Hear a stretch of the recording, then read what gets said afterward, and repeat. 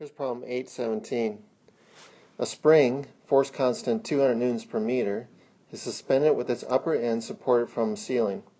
With the spring hanging in equilibrium configuration, an object, mass 2 kilograms, attached to the lower end and released from rest. What is the speed of the object after it has fallen 4 centimeters? So we have a spring, and we put a mass attached to it, and we let go. The spring constant is 200 newtons per meter,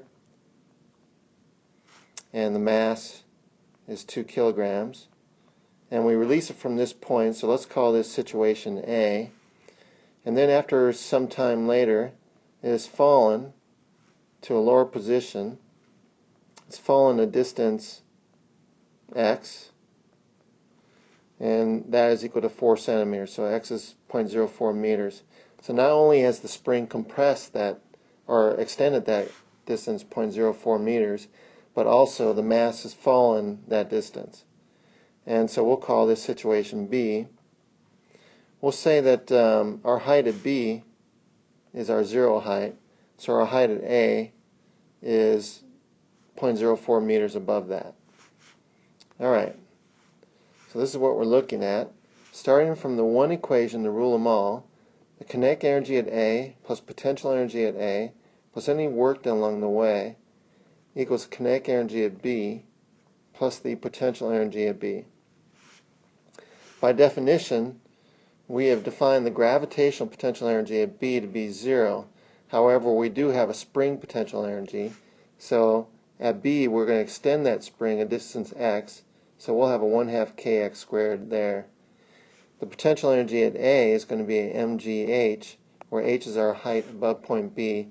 We're not going to have any spring potential energy at A because the spring is at its equilibrium position at that point.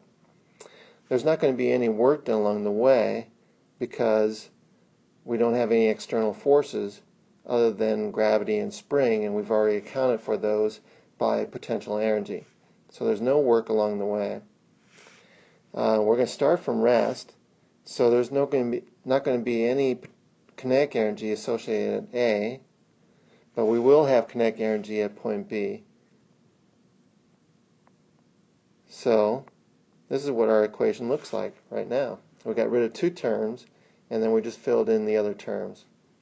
We want to solve this for the speed of the object at point B.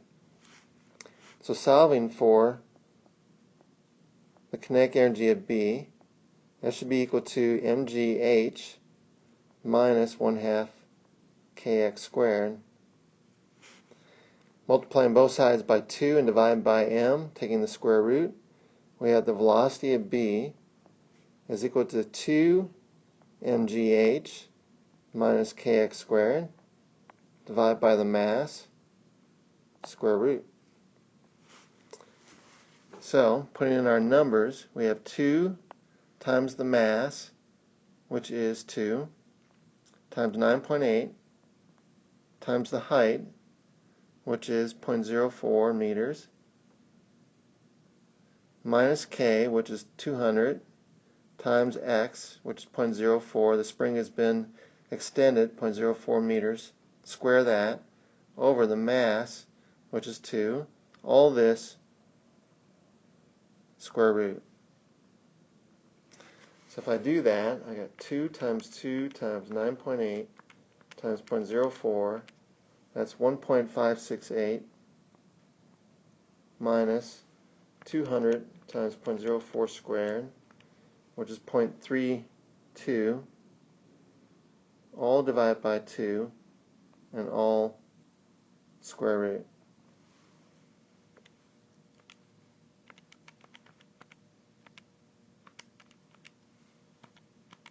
I get 0.7899, I'd say 0.790 meters per second.